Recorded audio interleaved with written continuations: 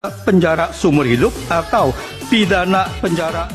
Ini yang D, penyimpangan kebijakan APBN 2024 dengan memperpanjang bantuan sosial tanpa persetujuan DPR, tanpa ditetapkan dengan undang-undang, masuk kategori tindak pidana korupsi seperti dimaksud pasal 3 ayat 1 Undang-Undang Nomor 31 Tahun 1999 tentang pemberantasan tindak pidana korupsi yang berbunyi, setiap orang yang dengan tujuan menguntungkan diri sendiri atau orang lain atau suatu korporasi menyalahgunakan kewenangan, kesempatan atau sarana yang ada padanya karena jabatan dan kedudukan yang dapat merugikan keuangan negara dan atau perekonomian negara dipidana dengan pidana penjara seumur hidup atau pidana penjara paling singkat 1 tahun dan paling lambat 20 tahun. Paling lama 20 tahun.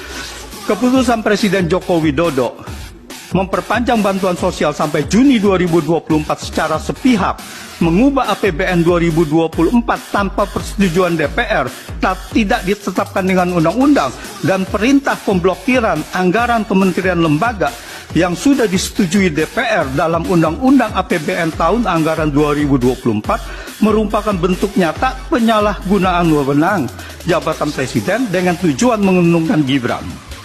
Penyimpangan APBN 2024 tersebut mengakibatkan kerugian negara senilai 50,15 triliun sesuai nilai anggaran kementerian lembaga yang diblokir untuk anggaran bantuan sosial tersebut.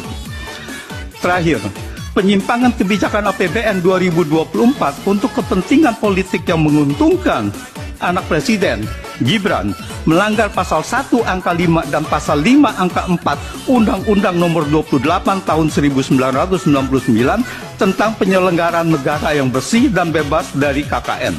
Pasal 1 angka 5 berbunyi, nepotisme adalah setiap perbuatan penyelenggara negara secara melawan hukum yang menguntungkan kepentingan keluarganya atau kroninya di atas kepentingan masyarakat bangsa.